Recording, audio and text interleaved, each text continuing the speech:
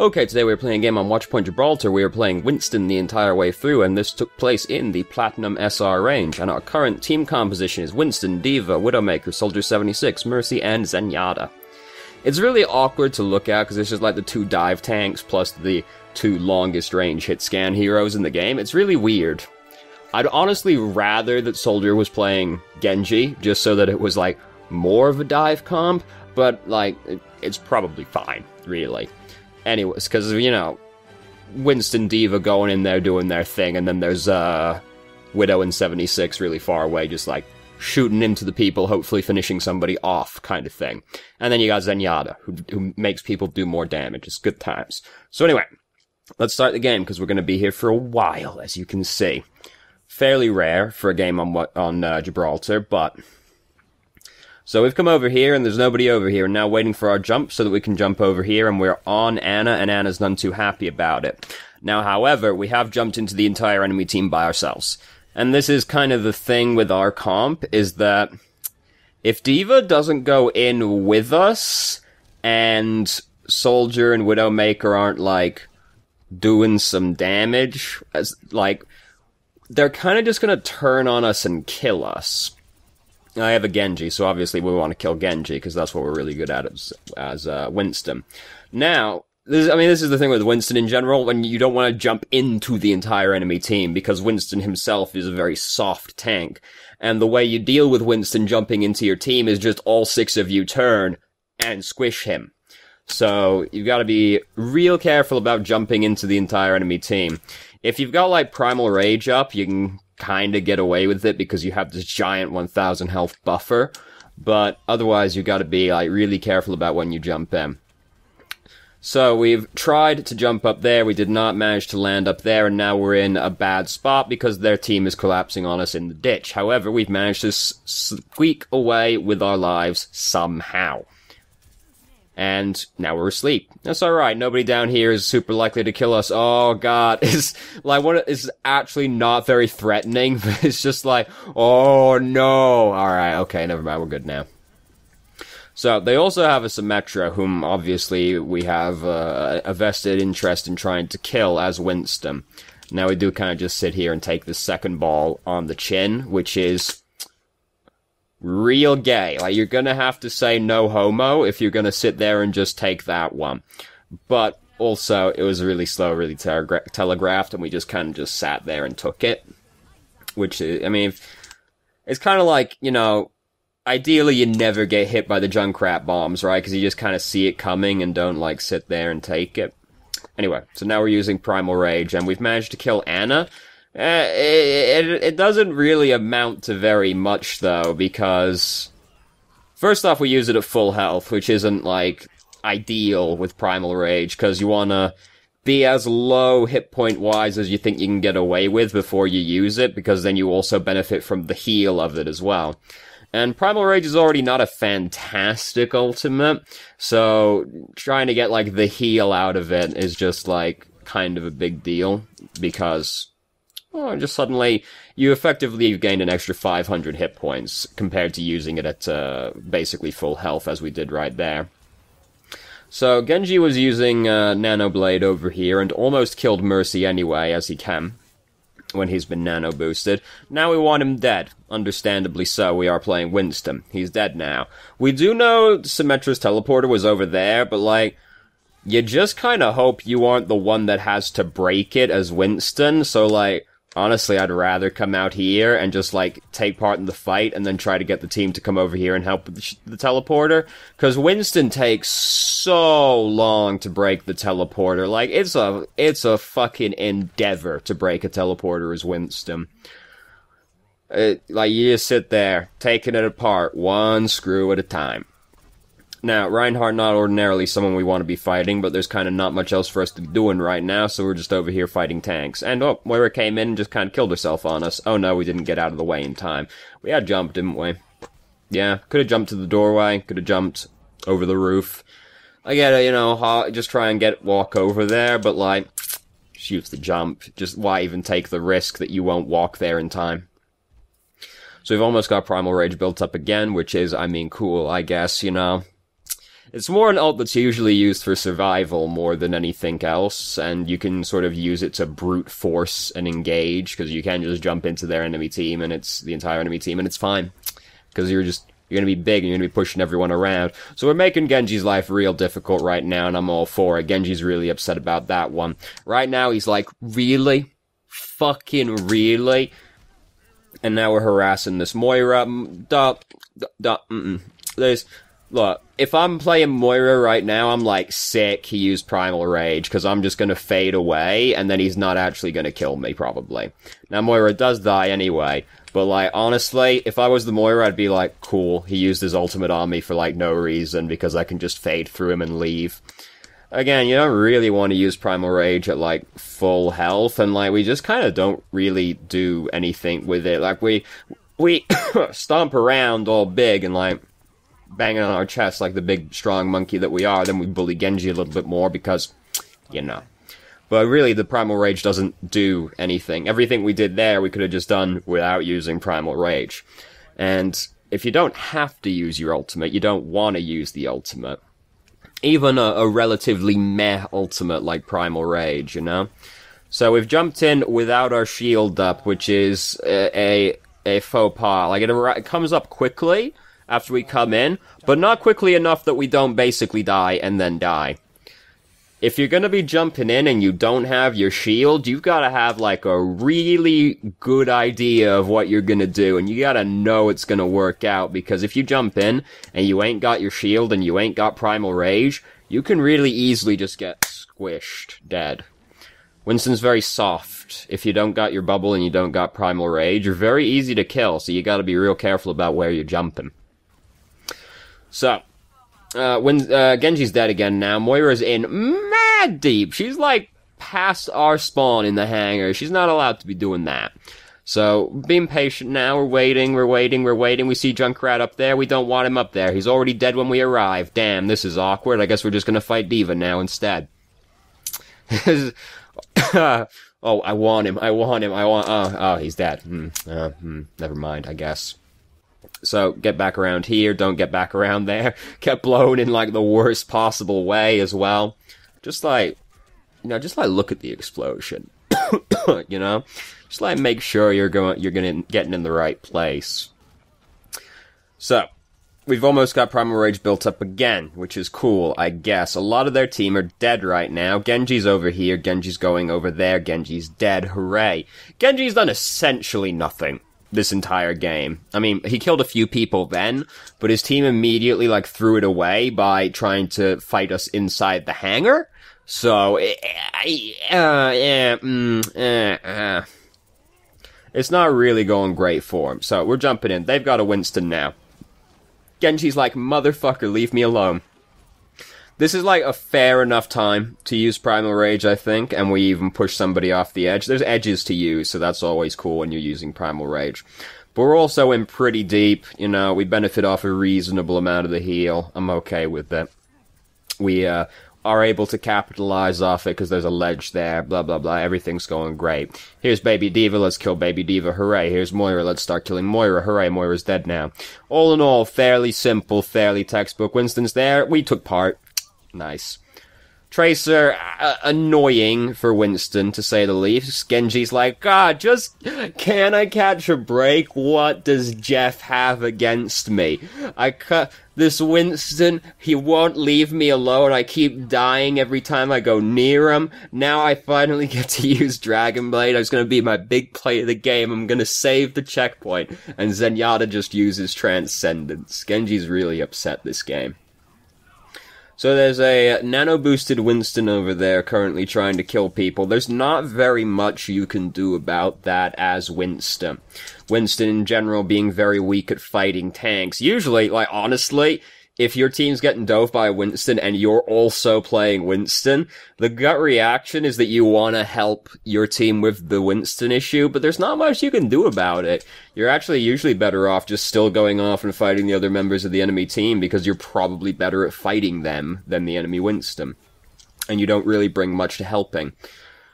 So we do have Primal Rage right now, but the only one who's really over here right now is Diva, so it looks like we've lost the fight, so we elect to just die and save Primal Rage instead, which is the correct play. If we use it and just go back in and die, having used Primal Rage, we just feed him a bunch of ult charge on a fight we weren't gonna win anyway, so... Winston players never want to admit it, though. They're usually they're always the ones that pop their ult and go and commit to the fight that they've lost. So we put the bubble down really far over there, and it's not done very much, but we have Primal Rage right now, so we have this real big buffer. Oh, we want this Moira off that edge so bad. Ah, unfortunate. I see what we're going for. It's just a shame we did not manage to actually push her over the edge, because if we did push her off the edge while she's using her Coalescence, boy, would she be upset about that one.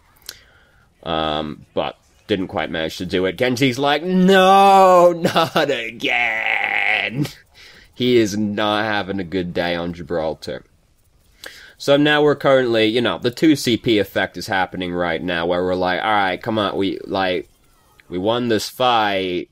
Can y'all just actually please die so we can capture the last 0.5 meters? Thank you, I appreciate it. So far off round 1. What I'm basically noticing is we use Primal Rage, way early in the fight, and, we jump in way over-eagerly, and, die a few times as a consequence. Now, the email did say, if I actually open the correct email, my friend says I die a lot. Is it true? I think I died 14 times in that game, but I don't think number is important, the time of death is important. You're correct that the time of death is important, but number of deaths is also very important, especially if you're playing a tank, right? Because the whole point of being a tank is that you have a really big presence, and you make space for your team. If you're dead, a lot of the time, just think about it, right? If you've died 10 times in a game, right? If you die 6 times in a game, that's an entire minute at least that you spent not interacting with the game because you were respawning that entire time, right? The more times you die, that's just the more time you spend not interacting with the game at all. This is why I think that the only stat that is worth tracking, really, is number of deaths. Because if your deaths are lower, you have objectively had a bigger impact on the game because you have been actively contributing to the game for a larger period of time. You die 6 times, you spent a minute at least in the game not contributing. And that's not counting any time you spent actually getting back to the fight. That's just the 10-second respawn period. The actual respawn period is the 10 seconds plus however long it takes you to get back, which can be really fucking big, depending on the map that you're on. So, time of death is important. If you die and you still, make enough space for your team and they end up winning the fight anyway, yeah, alright, the death didn't really matter. But, if you die, 10 plus times, that's so much time you spent not interacting with the game. Your average Overwatch game is, 10-12 minutes, not counting between round periods. So if you die 12 times, you spent 2 entire minutes out of that 10-12 minute period not interacting with the game. That's a really big period of time. And that's again not counting the time you spend getting back. Number of deaths is still a big deal. You don't want to die more times than you have to. Ideally, you would never die, but that's not realistic. And sometimes deaths happen that are beyond your control. But ideally you would just be alright, we lost this fight, and you back out, and you don't actually, die. You don't want to die any more times than you absolutely have to. Ideally it would be never, but that's not realistic. It's gonna be very rare you get through a game with 0 deaths. So we just flatly don't want to be fighting in this area over here right now. That's just not where we want to be. The entire point of the high ground period here on Gibraltar, or Dorado, same principle, is just, you don't have no illusion of holding the point over there. You just are trying to build up as much ult charge as possible so that you can then come back over here and actually fight in where it's realistic we can hold the objective. We just don't want to be over there fighting. Because it's impossible to hold the checkpoint, the payload, right outside of their spawn. So, anyway, now we're bullying Genji again. It's a good time. You know, everybody loves bullying Genji. Even if he's on your own team, I need healing. Funny joke, Genji. I need healing.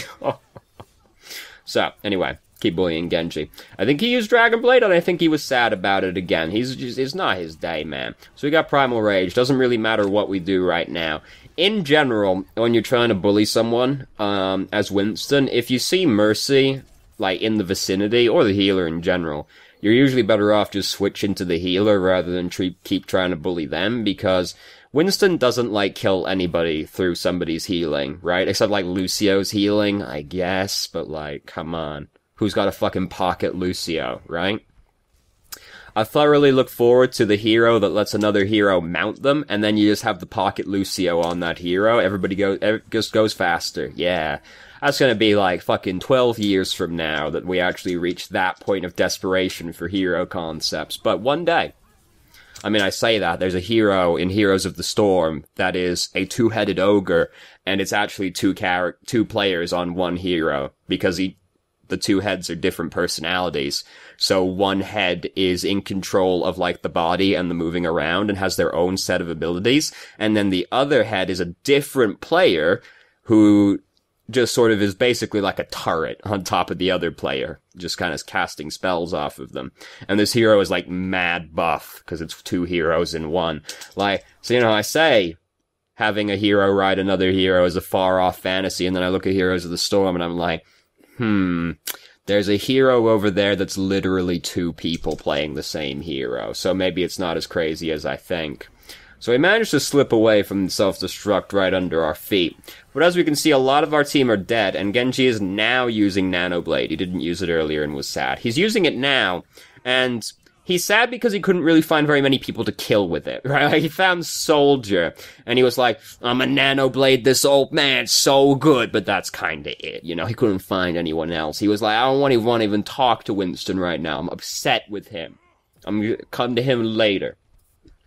So we lost the first checkpoint. It's alright, it's Gibraltar. We're not overly surprised to lose the first checkpoint, and it's one of the few maps where you can realistically win on any of the checkpoints. I actually think Watchpoint Gibraltar is the most well-balanced map in Overwatch, which is not necessarily high praise, because then we think about, like, Hanamura, Horizon Lunar Colony, Junkertown, and we're like, yeah, it's probably Gibraltar, Kings Row, Hollywood. Those are probably like the three most well-balanced maps, in my opinion. Again, not necessarily high praise when you look at some of the maps in this game. Anyway. So, we've jumped into the entire enemy team, and we are now consequently dead. This, you know, like, we see the Ana, we really want the Ana. She's kind of standing next to her entire team, though, dog. Like, you can't jump into the entire enemy team still. You know, quite a few of these, like, we've died 9 times right now, so that's a minute and a half, at least, we spent not interacting with the game. We can probably cut that down a little bit, you know? Like, we can probably cut that down just a little bit. Some of these deaths could have been easily avoided by not just jumping into 6 people, you know? So, now we get back. We're still winning this fight anyway, so we kind of just go in and start fighting, as you do. And, we've almost got Primal Rage, so that's cool. We're coming up here. We're seeing what's happening. Nobody's up here right now. We're just gonna lurk over the door. We're gonna crouch down low, which is kind of funny when you think about Winston. He's on all fours anyway. And then you crouch, and he doesn't really get that much lower. But he does get quieter somehow. Even though he's like a giant gorilla with a Tesla cannon wearing armor and a jetpack. But then when he crouches down, right, he's completely fucking silent. And then I think about, like, a paladin, right? And I just imagine them like crouching down, and then suddenly this full plate armor doesn't make any sound. And I'm like, just my immersion. Yes, I am saying I'm upset about the physics of this giant gorilla wearing a jetpack and wielding a Tesla cannon. Sorry. He's not a gorilla, he's a scientist. I forgot. My immersion has been restored. Anyway, so, oh fuck, we've kind of just jumped right back into the danger zone right there. Why do we use Primal Rage? Like, honestly, I didn't really register why we decided to use Primal Rage, because I was busy thinking about my immersion and how it had been taken from me. We drop real low. Fair enough. We just suddenly get spiked down and come back up. Fair enough. So Genji's using Nano Blade right now. It's real spooky, but Zenyatta's been like, no fun. I still did manage to kill Reaper, though. So, I mean, it's not necessarily surprising. They're using a lot of ultimates right now, and they killed a lot of people. We have not killed very many people, and we are now running low on ultimates to resume using. So, yeah, you know. I mean, the thing is, when the enemy team comes at you with Nano Blade, Valkyrie, and Self-Destruct, it's not super surprising they win that fight, you know?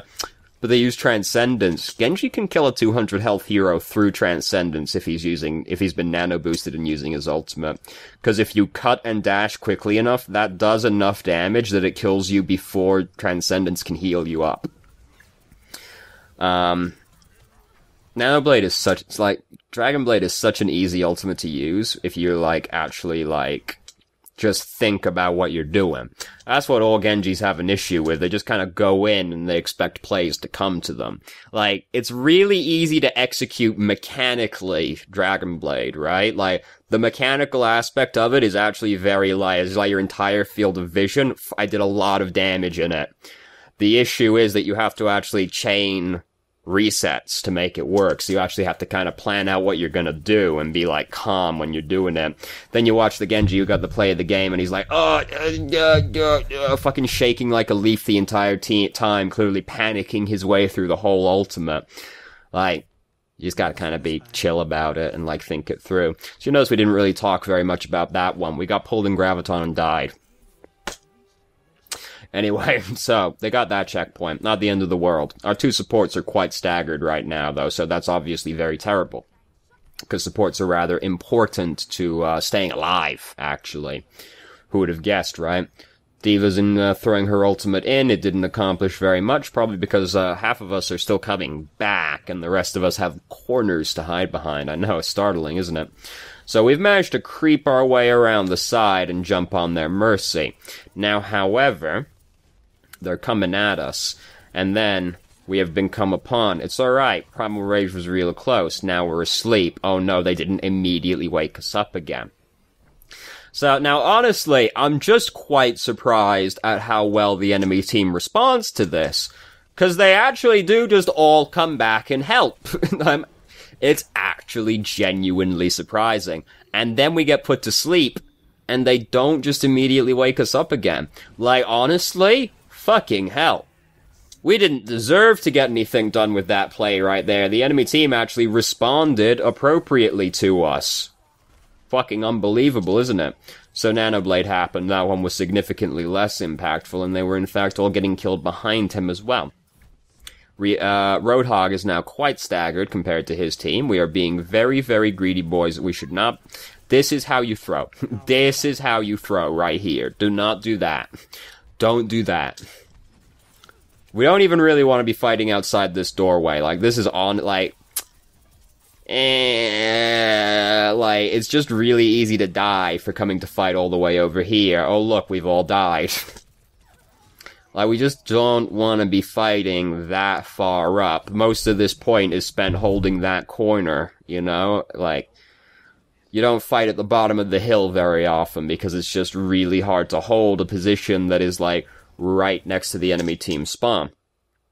And if you are in trouble and you're at the bottom of the hill, fuck, you gotta climb the hill to get back to safety. You got a long way to go before you actually get back to safety. So now they are getting in. They're getting close to winning the round right now. We're trying to. We have illusions that we're gonna kill that Mercy. We aren't. Just go and find something else to do with your time. Don't matter if she's discorded. If she's using Valkyrie and you're playing Winston, it's not within your purview anymore. You're better off doing something else. So Genji's using Dragon Blade again. He's doing a very good job of building Dragon Blade quickly. We did not have Transcendence here to stop it this time, so our options at that point become very limited. We have, unless we're just gonna kill him real good, there's not much you can do about it at that point.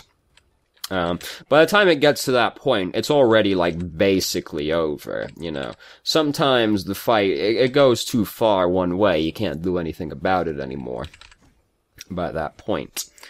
Basically, we would avoid it by not all going up mad far and getting killed outside the enemy team's spawn.